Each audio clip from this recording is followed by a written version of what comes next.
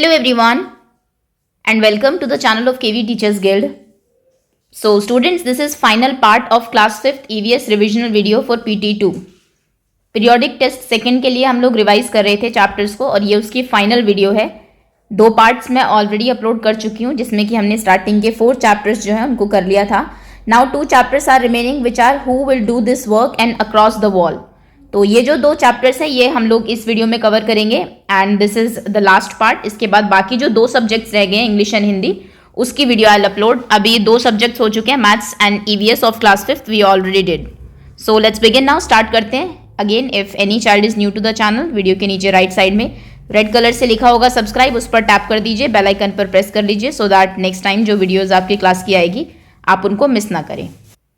So first thing first we will do who will do this work from NCERT। NCERT से इस chapter की जो कुछ important questions हैं पहले वो बता देते हैं आपको। So the very first important question is on page number 150 which is what kind of work or jobs people not want to do। कैसे कौन से काम हैं जो लोग करना नहीं चाहते हैं और क्या रीज़न है क्यों वो नहीं करना चाहते हैं। तो कुछ जॉब्स हैं जो हमने ऊपर देखी भी थी, जैसे कि स्वीपर का काम कोई नहीं करना चाहेगा। अगर आप जो पिक्चर दी हुई है, पहले तो इस पिक्चर के ये पिक्चर आपकी इंपॉर्टेंट है, यहाँ से इसमें कुछ काम जो हो रहे हैं वो आपसे पूछे जा सकते हैं कि लोग क्या क्या काम यहाँ पर कर रहे हैं। जैसे कि this woman is milking the cow, ये भी एक काम है। She is selling something, grocery, ये गार्डनिंग हो रही है, ये जो सीवेज है उसको साफ कर रहा है। शी इज टीचिंग, ये जो गार्बेज है उसको कैरी कर रहे हैं। ये स्कूल बस का ड्राइवर है जो कि बच्चों को लेके जा रहा है स्कूल में। And she is a doctor, she is a sweeper. Everyone in this picture is doing something. They are going to do some work. Students are going to school. ये आपका जो एक ट्रैफिक पुलिसमैन है वो direct कर रहा है लोगों को। ये आपका गेट कीपर है स्कूल के गेट का। यहाँ पर someone is studying और ये एक साइंटिस्ट हैं जो कि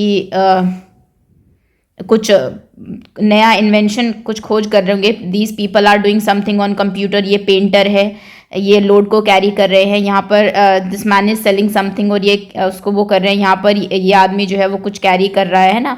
ये देखिए वेजिटेबल सेलर है, हॉकर्स एंड पैडलर्स जो होते हैं। ये मेसन है जो कि घर बना रहा है, ये वर्कर होगा इसका जो कि इसको सामान पहुँचा रहा है। ये एक हलवाई है जो कि स्वीट्स बना रहा है, ये आयरन कर रहा है कपड़ों को, वॉशरमैन होगा। शी इज़ डूइंग समथिंग, है ना। तो और ये जो है ये रैग पिकिंग कर रही है। तो एवरीवन इज डूइंग समथिंग। लेकिन कुछ इनमें जॉब्स ऐसी है जो कि आप लोग नहीं करना चाहेंगे। अगर आपसे पूछा जाएगा, कोई बच्चे कहेगा हम लोग साइंटिस्ट बनेंगे, कोई कहेगा कि हम लोग तो डॉक्टर बनेंगे, बट कोई ये नहीं कहेगा कि हम ये जैसे कि जो कूड़ा उठाने के लिए आते हैं आपके यहाँ पर कचरा उठाने के लिए वो बनना चाहेंगे, या फिर कोई ये नहीं कहेगा हम लोग रैग पिकर्स बनेंगे। तो ये जॉब कोई नहीं करना चाहता है ना, इसलिए चैप्टर का नाम है who will do this work. इनको काम को कौन करेगा फिर।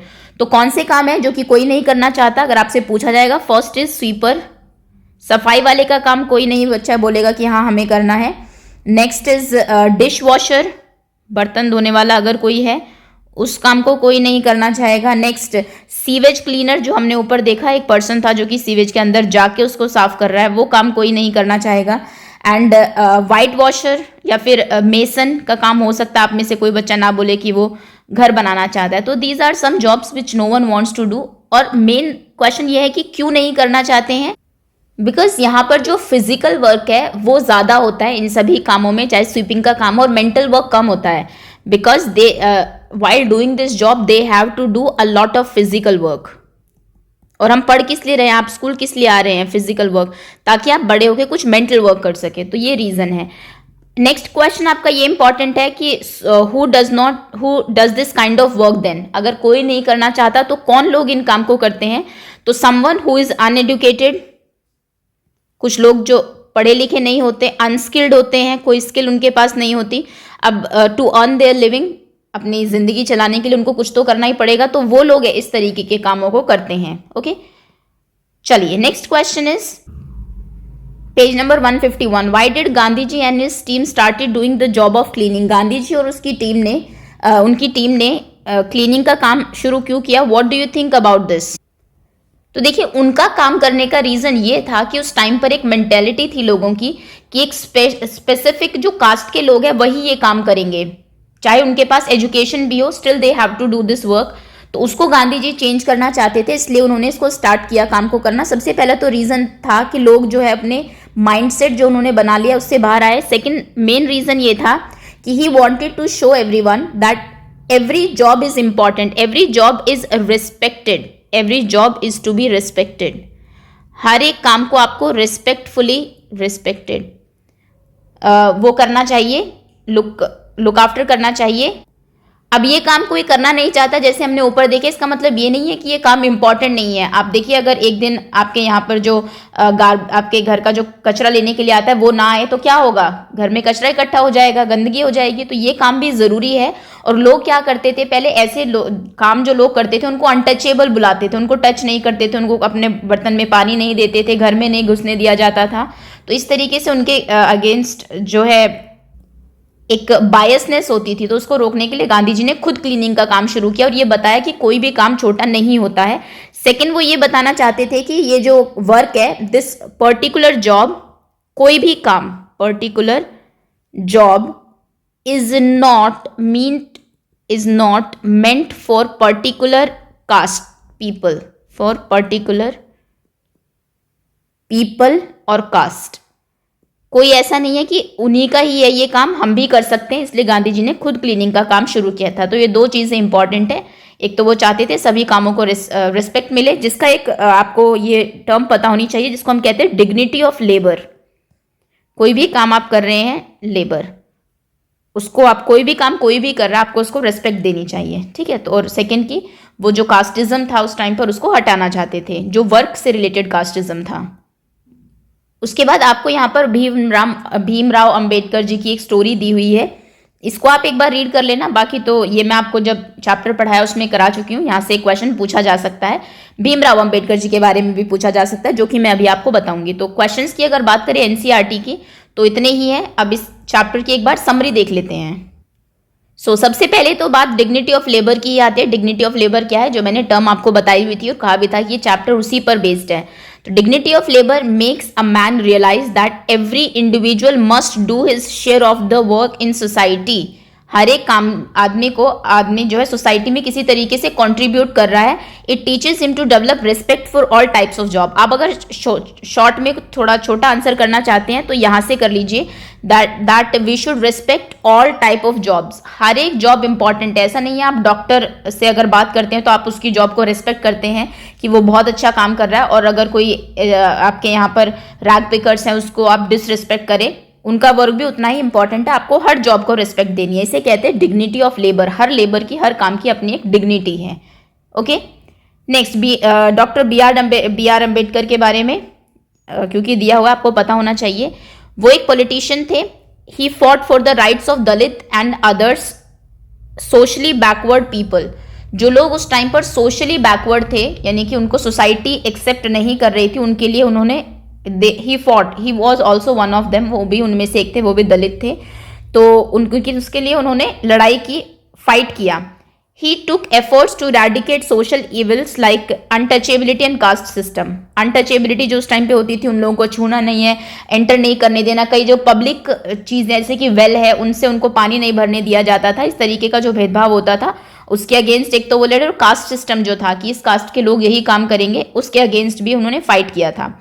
ही was the chairman of drafting committee of Indian constitution. He was awarded Bharat Ratna in 1990। अगर कुछ एक्स्ट्रा आप करना चाहे तो ठीक है। इसमें आपके लिए जो इंपॉर्टेंट है, आप सिर्फ इतना कर लीजिए कि भीमराव अंबेडकर जी ने क्या कहा था। He fought against untouchability and caste system, बस। ओके, सेकेंड जो इंपॉर्टेंट है कि उन्होंने, वो जो थे, उनको फादर ऑफ इंडियन कॉन्स्टिट्यूशन कहा जाता है। अब लड़े मतलब ये नहीं कि डंडों से और ऐसे लड़ाई की, उन्होंने लीगली लड़ाई की। फादर ऑफ इंडियन कॉन्स्टिट्यूशन, उन्होंने राइट्स बनाए कि ये हर किसी का अधिकार है कि सबको इक्वली ट्रीट किया जाए। राइट ऑफ इक्वालिटी बनाया था कि आप कास्ट के बेसिस पे किसी को अनइक्वली ट्रीट नहीं कर सकते। और हमारा जो संविधान है जिसमें सारे लॉज, रूल्स, राइट्स, सबकी ड्यूटीज लिखी हुई है, उनके ड्राफ्टिंग कमेटी के चेयरमैन थे, इसलिए इन्हें उनके फादर भी कहा जाता है इंडियन कॉन्स्टिट्यूशन का। तो ये दो चीज़ें इनके बारे में आप कहीं लिख लीजिए। कभी भी क्वेश्चन आए तो ये दो पॉइंट्स आप डाल देंगे तो आंसर अपने आप स्ट्रांग बन जाएगा। आगे आते हैं। Next question is what is untouchability. ये पता होना चाहिए आपको। और कौन लोग इसके अगेंस्ट लड़े थे। अनटचेबिलिटी है क्या? The act of not touching the human being of certain caste, सब कास्ट और प्रोफेशन इज अनटचेबिलिटी। आप किसी स्पेसिफिक कास्ट के या फिर सब कास्ट या फिर प्रोफेशन के लोगों को जब अनटचेबल मानते हैं कि इनको छूने से भी हमारे साथ कुछ बुरा होगा, वो जो मेंटालिटी है लोगों की, माइंड सेट एक तरीके से बीमारी है दिमाग की आप कह सकते हैं, वैसे नहीं कि लोगों के दिमाग में थी ये चीज़ कि ये अनटचेबल है, तो उसको, उस एक्ट को जब आप इस तरीके से एक्ट करते हैं दूसरे के साथ, उनको नीचा दिखाते हैं, उनको इक्वली ट्रीट नहीं करते, उस मेंटालिटी को हम लोग अनटचेबिलिटी बोलते हैं। In this people belonging to lower caste are not treated equally. अगर आपको शॉर्ट में लिखना है तो जो लोअर कास्ट के लोग हैं उनको इक्वली ट्रीट नहीं किया जाता, उसे हम अनटचेबिलिटी बोलते हैं। और कौन इसके अगेंस्ट लड़े थे? डॉक्टर BR अम्बेडकर, भीमराव अम्बेडकर जी और गांधी जी ने इसके अगेंस्ट फाइट किया था। हमें कुछ इंस्टेंसेस आपके इसमें बताए भी हुए हैं, तो इन दोनों के नाम भी आप याद रखेंगे। Next, what are the measures taken by government to eradicate untouchability? सरकार ने क्या कदम उठाए अनटचेबिलिटी को रिमूव करने के लिए, हटाने के लिए? तो सबसे पहले तो provide good education and job to such people, ऐसे लोगों के लिए को अच्छी एजुकेशन, स्कूल्स में कोटा दिया जाता है, जॉब्स में भी, ताकि इनको जॉब्स मिले, ये लोग आगे बढ़े। और लॉज बनाए गए हैं, laws are made to protect the fundamental rights and anybody who treats them badly will be punished. इसके लिए कानून बनाया गया है कि अगर आप ऐसा ट्रीटमेंट करते हैं किसी के साथ तो आपको पनिशमेंट मिलेगी लॉ के अंडर। ओके, तो ये 2 पॉइंट्स जो कि हुए हैं इसके इरेडिकेशन के लिए। तो तीनों चीजें हमने कर ली। क्या होती है अनटचेबिलिटी, जो कि पूरे चैप्टर में, डिग्निटी ऑफ लेबर क्या होता है, कौन इसके खिलाफ लड़े, वो दोनों लोगों के बारे में थोड़ी सी चीजें आप जान लीजिए कि कौन थे। BR अम्बेडकर एंड गांधी जी के बारे में तो आप काफी कुछ जानते हैं। और फिर इसको इरेडिकेट करने के लिए क्या किया गया। एक और चीज यहाँ पे बता देती हूँ, एक वर्ड जरूर याद रखिएगा, यहाँ से क्वेश्चन बन सकता है। वर्ड है हरिजन।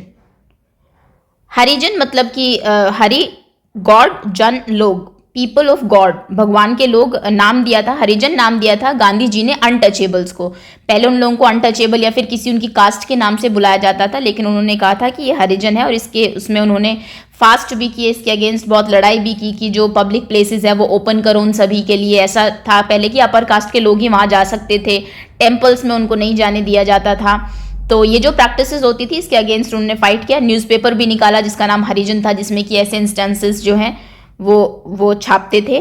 तो ये वर्ड आप जरूर याद रखेंगे, हरिजन। चलिए अब इसके क्वेश्चन आंसर्स देख लेते हैं, जो कि मल्टीपल चॉइस क्वेश्चंस, कुछ इंपॉर्टेंट क्वेश्चंस चैप्टर के बीच से बन सकते हैं। Okay, so the first question is whose nickname was Babla. Babla किनका निकनेम था? आपके इसमें जो फर्स्ट स्टोरी है गांधी जी से रिलेटेड, उसमें ये नाम का मेंशन किया हुआ है, राजेंद्र प्रसाद, डॉक्टर राजेंद्र प्रसाद, भीमराव अंबेडकर, महात्मा गांधी या फिर नारायण देसाई। तो ये नाम था नारायण देसाई का। मैंने जहां पर इसकी क्विज कराई है वहां पर इनकी पिक्चर दिखाई भी थी आपको। ऑप्शन डी आपका करेक्ट है, ठीक है, नाम आप याद रखेंगे। ये उनके आश्रम में ही रहते थे, गांधी जी के साथ रहते थे, और उन्होंने ही बताया कि गांधी जी किस तरीके से उनके अगेंस्ट फाइट किया और उनके आश्रम में क्या क्या चीजें होती थी, वो कहानी इन्होंने ही बताई है। What is the name of Gandhi ji's आश्रम? गांधी जी के आश्रम का क्या नाम था? साबरमती, हीरामती, शारदा। तो उनका नाम था साबरमती। ऑप्शन आपका ए करेक्ट है। और कहां पर है ये? साबरमती रिवर के बैंक पर है, गुजरात में, गुजरात, JARAT। अगला क्वेश्चन है आपका, in which state of India is Wardha located? Wardha India के किस स्टेट में लोकेटेड है? ये है महाराष्ट्र, गुजरात, महाराष्ट्र, मध्य प्रदेश, उत्तर प्रदेश। ऑप्शन आपका बी करेक्ट है, Maharashtra, capital Mumbai. Next question is when was Swachh Bharat अभियान स्टार्टेड? तो गांधी जयंती पर स्टार्ट हुआ था, गांधी जी के बर्थडे पर, यानी कि 2 अक्टूबर। तो ये तो ऑप्शन होगा ही नहीं। और इन ईयर 2014 नरेंद्र मोदी उस टाइम के जो PM थे, अभी भी है, उन्होंने स्टार्ट किया था। तो 2 अक्टूबर 2014 को स्टार्ट हुआ था। डेट आप याद रखना क्योंकि चैप्टर से कहीं ना कहीं रिलेटेड है। गांधी जी के इन एक्ट से ही इंस्पायर होकर ये जो स्वच्छ भारत अभियान है ये स्टार्ट कराया गया था कि आप लोग अपने आसपास की स्वच्छता खुद रखें। ओके, तो ऑप्शन आपका सी करेक्ट है। और उस दिन केवी में तो बहुत जोर शोर से ये मनाया जाता है, प्लॉगिंग एंड ऑल हम लोग सब वो करते हैं। Option C is correct. Next question is what was the name of Narayan's father? Narayan Desai जो बाबला थे स्टोरी में, उनके फादर का क्या नाम था? गोविंद, हरि प्रसाद देसाई, रेमू या फिर महादेव भाई? तो उनका नाम था महादेव भाई। ऑप्शन डी करेक्ट है, वो भी गांधी जी के आश्रम में ही रहते थे। Next is under whose guidance was the Constitution of India prepared after independence? Independence के बाद, आज़ादी मिलने के बाद हम लोगों ने देश को चलाने के लिए कुछ तो रूल्स एंड रेगुलेशंस चाहिए ना, उसके लिए कॉन्स्टिट्यूशन बनाया गया। तो बताइए कि किसकी गाइडेंस में वो बनाया गया था? जवाहरलाल नेहरू, के M Munshi, B R Ambedkar या फिर राजेंद्र प्रसाद? तो वो बनाया गया था डॉक्टर बी आर अम्बेडकर की गाइडेंस में, उनकी देखरेख में। इसलिए इनको फादर ऑफ इंडियन कॉन्स्टिट्यूशन भी कहा जाता है, बी आर अम्बेडकर को। उसकी जो ड्राफ्टिंग कमेटी थी उसके चेयरमैन थे ये। Next question is when Bhimrao Ambedkar went to Goregaon in Maharashtra. एक तो ये देख लेना गोरेगांव महाराष्ट्र में है, हो सकता है क्वेश्चन बन जाए। जब बी आर अम्बेडकर महाराष्ट्र जाते हैं गोरेगांव में with his father, his age was, जो आपको दूसरी कहानी दी हुई है बी आर अम्बेडकर की, उससे है क्वेश्चन, तो वो तब 7 साल के थे। ऑप्शन आपका ए करेक्ट है यहाँ पर। Okay, he was 7 years old. Next question is the barber was cutting the hair of. B R Ambedkar जो है ये अपने बाल कटाने के लिए बोलते हैं, लेकिन वो मना कर देता है बार्बर कि नहीं, आप अनटचेबल हो, इस कम्युनिटी के हो, तो मैं आपके बाल नहीं काटूंगा। लेकिन उस टाइम वो किसके बाल काट रहा होता है? बुल, शीप, काउ या फिर बफेलो? वो बफेलो के बाल काट रहा होता है। यानी कि एक जानवर को वो अच्छा समझते थे इंसानों से, वो ऐसा माइंडसेट था लोगों का उस टाइम पर। तो यानी कि ऑप्शन आपका यहाँ पर डी करेक्ट है। ऑन हुज बर्थडे वॉज स्वच्छ भारत अभियान सेलिब्रेटेड? किसके बर्थडे पर स्वच्छ भारत अभियान सेलिब्रेट किया जाता है, स्टार्ट किया गया था? नरेंद्र मोदी, नितिन गडकरी, एम के गांधी, राजीव गांधी? तो ये किया गया था एम के गांधी, मोहनदास करमचंद गांधी, यानी कि गांधी जी के बर्थडे पर 2 अक्टूबर को 2014 में स्टार्ट किया गया था। उसके बाद हर साल हम इसको मनाते हैं।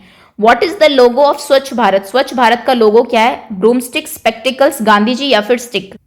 तो देखिए स्वच्छ भारत अभियान का लोगो ये है, आपको स्पेक्स दिया हुआ है, यहाँ पर ट्राई कलर है, तिरंगा है, 2 ये है और ऐसे करके है, माई drawing is not that good. यहाँ पर लिखा हुआ है स्वच्छ भारत, यानी कि स्पेक्टिकल्स हैं एक तरीके से। और टैगलाइन क्या है उसकी? एक कदम स्वच्छता की ओर।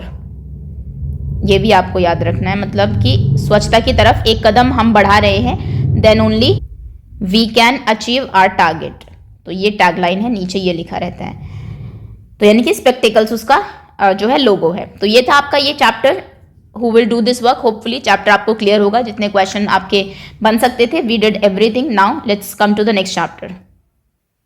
और ये PT2 के सिलेबस का लास्ट चैप्टर है, अक्रॉस द वॉल। सबसे पहली चीज तो आपको यहाँ पर NBA की फुल फॉर्म पता होनी चाहिए, क्योंकि स्टार्टिंग में जो न्यूज़पेपर का वो है वहां पर आपको दी हुई है। इसको अंडरलाइन कर लीजिए, ये इंपॉर्टेंट है। NBA नागपाड़ा बास्केटबॉल एसोसिएशन, और ये कहाँ पर है? मुंबई में है। तो इसको अंडरलाइन कर लीजिए, एक क्वेश्चन यहाँ से हो सकता है, मल्टीपल चॉइस क्वेश्चन में बन जाए।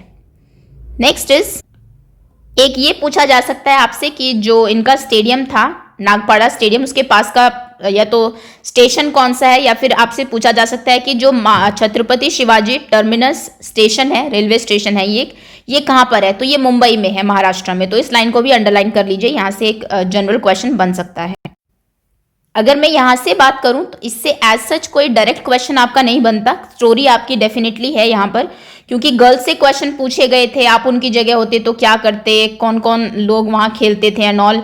उन्होंने जो आंसर दिया, क्या आपने कोई गेम खेला है, क्या आपको किसी ने रोका है, क्या आपको किसी ने इनकरेज किया है, ऐसे क्वेश्चन तो एग्जाम में नहीं आते हैं ना। तो जो क्वेश्चन है मेन, ये स्टार्टिंग के 2 तो नहीं, लास्ट वाला हो सकता है थोड़ा सा इंपॉर्टेंट हो, वैसे ये भी नहीं है। Should the games for boys and girls be different? क्या बॉयज और गर्ल्स के लिए गेम डिफरेंट होने चाहिए? आप सिंपल लिखेंगे नो, बिल्कुल भी नहीं, because both are same and girls are no lesser than boys. Girls जो है वो लड़कों से कहीं भी कम नहीं है, तो कोई डिफरेंस नहीं होना चाहिए। First question from NCERT which is important is this, and it is on page number 162। तो इस पे टिक कर लीजिए। पहला क्वेश्चन ये है आपका कि what would happen if girls are not allowed to play games, to study और to do the work of their choice? क्या होगा अगर लड़कियों को खेलने ना दिया जाए, पढ़ने ना दिया जाए, या फिर उनके जो वो चाहती है वो ना करने दिया जाए, उनके चॉइस का काम ना करने दिया जाए? तो क्या होगा?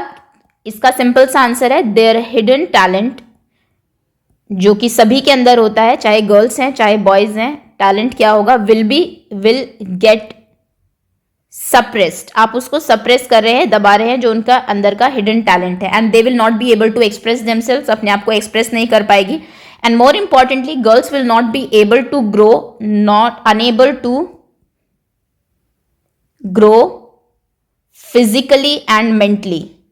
जब आप अपनी मर्जी का कोई काम नहीं कर पाते हो, डेफिनेटली मेंटल स्ट्रेस रहता है आपको, जो काम आप नहीं चाहते वो आपको करना पड़ रहा है, मेंटली आप ग्रो नहीं कर पाएंगे। ओके, तो ये होगा।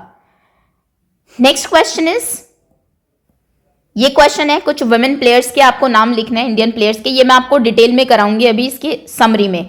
2-3 टॉपिक्स इससे बन सकते हैं। इन विच एरियाज अदर स्पोर्ट्स, एक ये क्वेश्चन है कि स्पोर्ट्स के अलावा और किन किन उसमें वुमेन का नाम आपको सुनने को मिलता है। तो देखिए हर फील्ड में सुनने को मिलता है, चाहे वो पॉलिटिक्स है, चाहे वो साइंस है, चाहे वो टेक्नोलॉजी है, चाहे वो आपका हमारी security, border security force, army, या फिर ये जितने भी आपके फोर्सेस हैं, पायलट है, ये हर किसी फील्ड में आजकल गर्ल्स जो है वो एक्सेल कर रही है। तो सभी फील्ड्स में आपको उनका नाम सुनने को मिलता है। एक्टर है, एक्ट्रेसेस है, बॉलीवुड स्टार्स हैं, तो हर जगह गर्ल्स जो है वो एक्सेल कर रही है सभी फील्ड्स में। तो एक ये क्वेश्चन कर लीजिए आप for 1-2। Next is are these women less known than men, why? ये जो वुमेन है क्या ये जो जेंट्स हैं उनसे लेस नोन है, कम जानकार है मतलब इनके बारे में?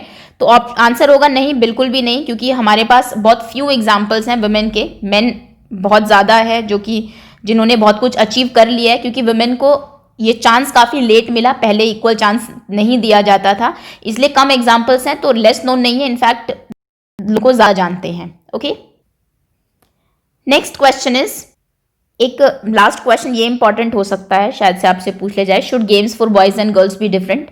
क्या गर्ल्स और बॉयज के लिए गेम्स डिफरेंट होने चाहिए? आंसर, क्योंकि इसी के बारे में है चैप्टर, आंसर इज नो, बिल्कुल भी नहीं। Girls are very competent. 2-3 words आप यहाँ पर लर्न कर लीजिए। कॉम्पिटेंट है बहुत ज़्यादा, उसके बाद हार्ड वर्किंग है,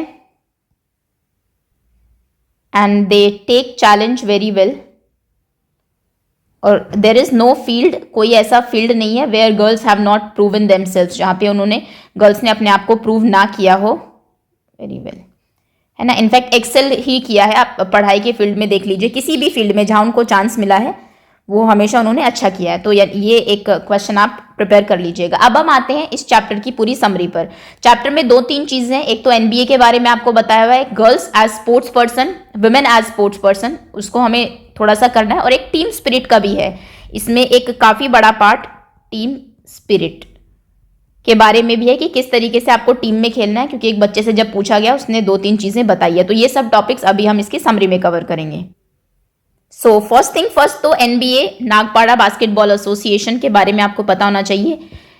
एनबीए किससे रिलेटेड है? बास्केटबॉल से। और कहाँ पर है? मुंबई में है। एक स्पेशल बास्केटबॉल टीम है, गर्ल्स के लिए है सिर्फ। This team of girls is known for their guts and courage, अपनी करेज के लिए, हिम्मत के लिए ये जानी जाती है team. And all the girls in the team have overcome problems of their life. हमने काफी लड़कियों के एग्जाम्पल देखे आपके चैप्टर में कि कैसे उन्होंने डिफरेंट प्रॉब्लम्स को, किसी की फैमिली नहीं मान रही है, किसी को और कोई प्रॉब्लम है, ओवरकम करके कोई काम भी कर रहा है, साथ साथ खेल भी रहा है, अपनी लाइफ की प्रॉब्लम को ओवरकम करके उस वॉल को क्रॉस करके वो खेल रही हैं। एंड किस तरीके से वो बास्केटबॉल टीम की एक सक्सेसफुल प्लेयर्स भी है और नेशनल लेवल तक खेलने भी जा चुकी है। Next, team spirit. Team spirit होती क्या है? A team is said to have team spirit when each player of the team is willing to give her best for the teammates. आपको you have to think first for the team and then for yourself. आपको अपने बारे में बाद में सोचना है, पहले टीम के बारे में सोचना है। ऐसा स्पिरिट रखना टीम स्पिरिट कहते हैं। बास्केटबॉल होता क्या है? बास्केटबॉल के बारे में 2-3 चीजें जान लीजिए। एक तो एक गेम है जो कि 2 टीम्स के बीच में खेला जाता है। प्लेयर्स कितने होते हैं? 5। इंपॉर्टेंट इन्फॉर्मेशन, 5 प्लेयर्स होते हैं। और ऑब्जेक्टिव क्या होता है? जो हुप लगा होता है उसमें बॉल को आपको उससे पास कराना होता है, उसमें शूट करना होता है। पास कराने को शूट बोलते हैं, और जिससे जो एक आपके एक सर्कल और उसके नीचे जो जाल होता है उसको हुप कहते हैं। ओके, नेक्स्ट, कुछ टीम गेम्स के नाम आपसे पूछे जा सकते हैं क्योंकि टीम की बात हुई है। तो ये होगा basketball, cricket, football and kabaddi. Next is name the players of Nagpada basketball association की कुछ प्लेयर्स के नाम बताइए जिन्होंने इंटरव्यू भी दिया है आपके उसमें। तो ये है अफसाना, जरीन, खुशनूर और आफरीन। 4 ये नाम याद कर लीजिए। क्या क्वालिटी डेवलप होती है playing in the team games, जब आप टीम में खेलते हैं? ये क्वेश्चन इंपॉर्टेंट है। तो ये देखिए कुछ क्वालिटीज हैं, जैसे कि सबसे पहले कॉपरेशन, आप एक दूसरे को कॉपरेट करते हैं। अंडरस्टैंडिंग द स्ट्रेंथ, ये रिपीट हो गया। Understanding the strength and weakness of teammates, आपके टीममेट की जो वीकनेस है या फिर जो स्ट्रेंथ है उनको पहचानना और उन पर वर्क करना। To forgive and to forget, अगर किसी ने कोई गलती कर दी है उसको फॉरगिव करना और फॉरगेट करना। टीम के बारे में सोचना, अपने पर्सनल ग्रजेस गेम में नहीं निकालना। बॉन्डेज अमंग द टीममेट्स के बीच में जो बॉन्ड होता है उसको एनहांस करना, मजबूत करना। Encouraging, supporting and appreciating other, एक दूसरे को अप्रिशिएट करना, सपोर्ट करना, एनकरेज करना। जैसे कि हमने देखा था एक मैच में गर्ल्स जो है ब्लेम गेम कर रही थी किसी की, तुम्हारी गलती से हुआ, ये तुम्हारी गलती से हुआ, जिसकी वजह से टीम हार गई थी। तो वो सब नहीं करना है, वो टीम स्पिरिट में नहीं आता। तो अगर आपसे टीम स्पिरिट के कुछ वो भी पूछे जाते हैं कंपोनेंट्स, तो भी आप यही लिखेंगे। 5 पॉइंट्स लर्न कर लीजिए। कोऑपरेट करना एक दूसरे के साथ, एक दूसरे की स्ट्रेंथ और वीकनेस को अंडरस्टैंड करना, फॉरगिव एंड फॉरगेटिंग का रूल ध्यान रखना, एक दूसरे के साथ बॉन्ड बनाना, और एक दूसरे को एनकरेज करना, सपोर्ट करना एंड अप्रिशिएट करना। ओके, स्क्रीनशॉट ले लीजिए एक बार या फिर कहीं लिख लीजिए। नेक्स्ट क्वेश्चन जिसके बारे में बात हुई है पूरे चैप्टर में ही in fact, which is gender bias. Definition important है, होता क्या है जेंडर बायस, और सिंपल सी डेफिनेशन है अनफेयर डिफरेंस, अनफेयर भी छोड़ दीजिए आप, difference in the way of treating men boys and women and girls.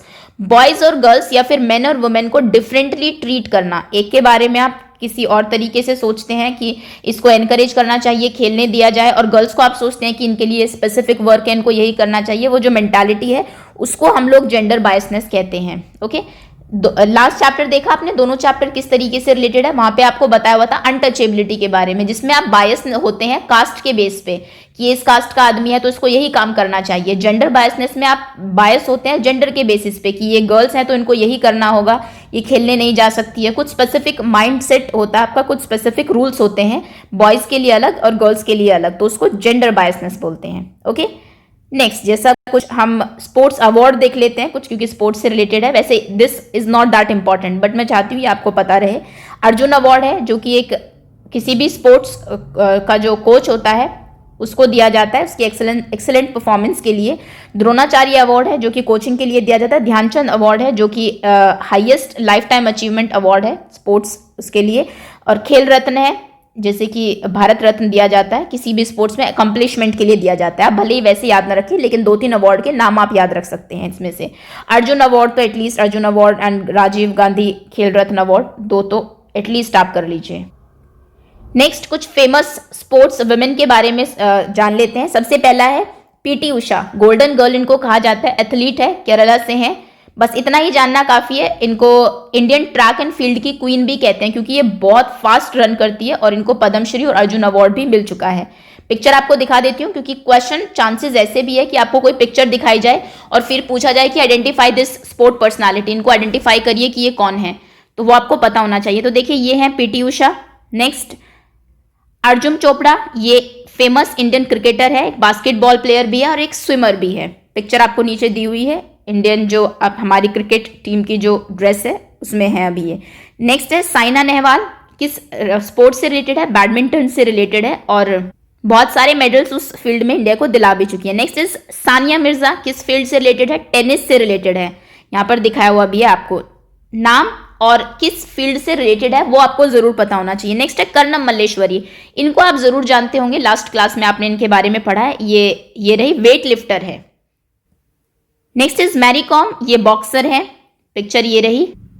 And last one is Mithali Raj, ये इंडियन जो क्रिकेट टीम है उनकी कैप्टन है, इनको भी आप जरूर जानते होंगे। वैसे जनरली देखा गया है कि क्रिकेट, इंडियन क्रिकेट वुमेन की जो टीम है उसके प्लेयर्स के बारे में आप नहीं जानते, अभी मेन का पूछेंगे तो वो शायद आपको सब पता हो। ये और एक चीज और चैप्टर में है वो मैं भूल गई कि आपको एटलीस्ट इंडियन फुटबॉल टीम और kabaddi, not kabaddi, hockey team, yes, football और हॉकी दोनों ही आपके टीम गेम्स हैं। दोनों के, एक सेकेंड, हॉकी, इनमें इंडियन फुटबॉल टीम और इंडियन हॉकी टीम के कैप्टन कौन है ये आपको जरूर पता होना चाहिए। अभी आपसे क्रिकेट के पूछेंगे, आप सब बता देंगे विराट कोहली है, लेकिन जनरली देखा गया है कि इन स्पोर्ट्स के बारे में नहीं पता होता, और चैप्टर में इस बात का जिक्र हुआ है। तो इन दोनों के नाम आप मुझे कमेंट सेक्शन में बताएंगे, मैं आपको जब क्विज कराई थी तब बता भी चुकी हूँ। तो फुटबॉल टीम के कैप्टन कौन है, हॉकी टीम के कैप्टन कौन है, और आप लर्न भी कर लीजिए। चलिए, तो ये हमने कुछ नाम दे दिए। अगर आपसे पूछा जाएगा name some famous Indian women sports women, तो ये नाम आप दे सकते हैं, मैरी कॉम दे सकते हैं, और साथ साथ स्पोर्ट भी लिखना है कि किस स्पोर्ट से रिलेटेड है वो। मिताली राज बता सकते हैं, देन आप कर्णम मल्लेश्वरी बता सकते हैं कि वेट लिफ्टर है, देन बबीता फोगाट भी बता सकते हैं, वो रेसलर है एक।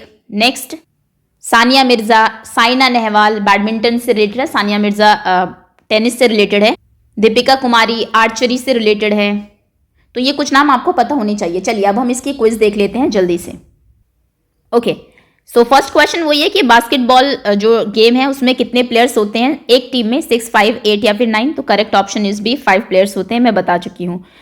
What is home town of famous athlete PT Usha? Famous athlete PT Usha जो है उनका होम टाउन बताइए क्या है? तो उनका होम टाउन है केरला। ये उनके बारे में जो डिस्क्रिप्शन था उसमें आपको दिया हुआ था। What is the name of skating ground? Skating ground का क्या नाम है? ये तो स्पेलिंग ही गलत लिखी है, एक सेकेंड। आपके ऑप्शन है रिंक, इसको के कर लीजिए, कोर्ट, पिच या फिर फील्ड।